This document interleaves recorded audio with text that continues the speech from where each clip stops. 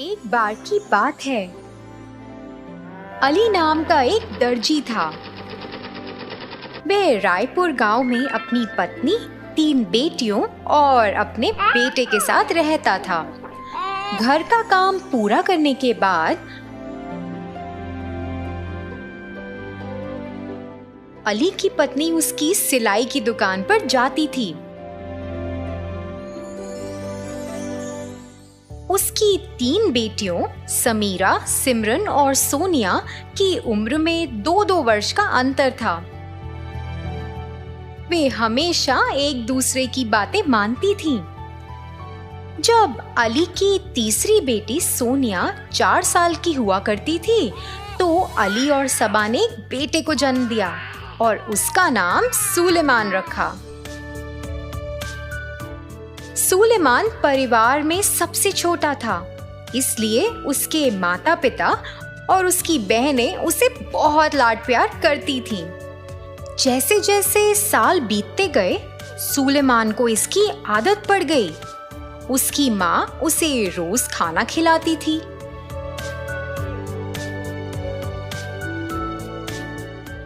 सिमरन और सोनिया उसे पढ़ाते थे और उसका काम भी करते थे। दर्जी की दुकान पर काम खत्म करने के बाद अली अपना समय अपने बेटे के साथ खेलने में बिताते थे। दिन के अंत में समीरा उसे सुलाया करती थी, क्योंकि बचपन से ही उसे इतना लाड प्यार मिला था। वह कभी भी घर का काम नहीं करता था, लेकिन वह दोस्तों के साथ घर से बाहर अपना समय बिताता था और उसे दूसरों की मदद करने की आदत लगती गई। जैसे जैसे कुछ साल बीतते गए, अली की सभी 3 बेटियों की शादी हो गई। अली और उसकी पत्नी को एक उम्मीद थी कि सुलेमान जिम्मेदार बनेगा और घरेलू कामों में और दर्जी की दुकान के कामों में उनकी मदद करेगा। हालांकि घर की जिम्मेदारियों को निभाने के लिए सुलेमान अब तैयार था, फिर भी उन्होंने उसे परेशान नहीं किया। एक दिन जब सुलेमान अपने दोस्तों के साथ अपना समय गुजार रहा था, उसका एक दोस्त शोएब उसकी तरफ दौड़ता हुआ आया। दोस्तों, मेरी मौसी की घर की स्थिति बहुत खराब हो गई है। उनके पास ना खाने के लिए कुछ है और ना ही पहनने के लिए अच्छे कपड़े हैं। मुझे लगता है कि हम सभी को उनकी मदद करनी चाहिए। सुनो दोस्त, मुझे तो स्वयं ही सहायता की आवश्यकता है। मैं तुम्हारे लिए क्या कर सकता हूँ यार? एक दोस्त ने ऐसा कहा और वहां से निकल गया। अरे यार, मुझे डर है, अगर मेरे पिताजी को इसके बारे में पता चल गया तो पता नहीं क्या होगा। क्षमा करो, मैं ऐसा नहीं कर सकता। दूसरे दोस्त ने ऐसा कहा और वो भी वहां से निकल गया। शोएब, चिंता मत करो, साथ चलो। सुलेमान ने ऐसा कहा और उसे अपने घर ले गया। उसने उसे कुछ खाना दिया और कुछ कपड़े भी दिए। सुलेमान के माता पिता यह सब देख रहे थे। वे अपने बेटे से सवाल करना चाहते थे कि ये सब क्या हो रहा है, लेकिन तब तक सुलेमान अपने दोस्त के साथ पहले ही वहां से चला गया।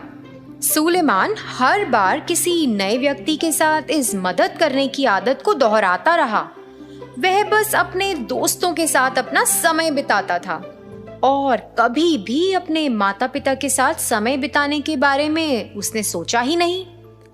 हर दिन जब सुलेमान घर लौटता था, उसके माता पिता ने उसे कई बार समझाने की कोशिश की, लेकिन सुलेमान ने कभी भी इस बात पर गौर नहीं किया।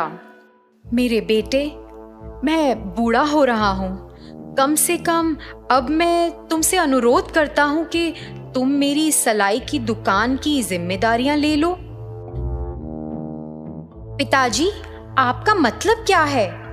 क्या मुझे कपड़े सिलने चाहिए? मुझे उस काम के बारे में कुछ नहीं पता। मैं ऐसा नहीं कर सकता हूँ पिताजी। आप कृपया कोई और तरीका निकालें। उसने यह कहा और बिस्तर पर चला गया।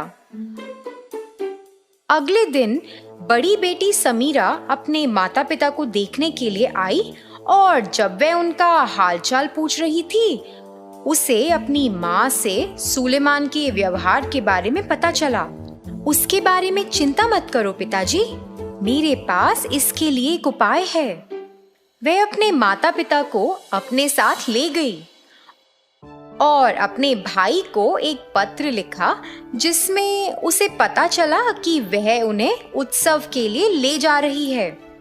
यह पत्र दरवाजे के ताले पर रखा हुआ था। जब सुलेमान घर लौटा, उसने उस पत्र को देखा जो दरवाजे से लगा हुआ था। उसने उसे उठाया और पढ़ना शुरू किया, मगर उसे तो कोई परवाह ही नहीं हुई।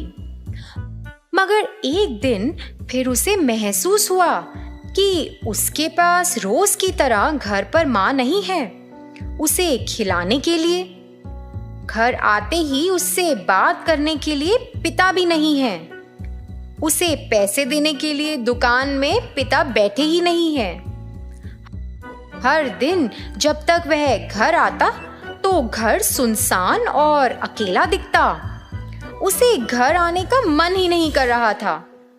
जैसे ही सुलेमान अपने घर के बाहर बैठा, उसने देखा कि एक बूढ़ा जोड़ा सड़क से जा रहा है। वे बहुत कमजोर लग रहे थे। जब वह उन्हें देख रहा था तो वो बूढ़ी औरत अचानक से फिसलकर गिर गई। सुलेमान तुरंत मदद के लिए उनके पास पहुंचा। आप इतने कमजोर हैं, इस हालत में आप कहाँ जा रहे हैं? हमारा एक लौता बेटा है, उसने भी हमें छोड़ दिया है। हम नहीं जानते कि कहाँ जाना है और हम बस दर दर भटक रहे हैं। सुलेमान ने उस बूढ़े जोड़े की बातों को सुना और अचानक अपने माता पिता और उनके साथ व्यवहार करने के तरीके को याद किया। उसे अपने माता पिता के प्रति व्यवहार की गलती का एहसास हुआ। उसने तुरंत अपने दोस्त शोहिब को फोन लगाया, जिसके पास एक रिक्शा है, और उसे वो बूढ़े जोड़े को छोड़ने के लिए कहा। दूसरे दिन सुबह जब अली और उसकी पत्नी यात्रा से घर वापस आ रहे थे, सुलेमान बहुत खुश था और जब वह आई तो वह उनकी ओर दौड़ा और उन्हें गले लगा लिया। वहां से सुलेमान को अपने कर्तव्यों का एहसास हुआ और उसने अपने पिता की सलाई की दुकान में काम करना शुरू कर दिया और घर की जरूरतों को भी वह खुद ही पूरा करता था। उसने अपनी माँ के साथ भी समय बिताना शुरू किया। फिर कुछ दिनों के बाद तीनों बेटियां अपने माता पिता से मिलने आईं। उनमें से बड़ी बेटी समीरा अपने भाई के बदलाव को देखकर बहुत खुश हुई और कि उसके समाधान ने उसके भाई के व्यवहार को बदलने में मदद की है।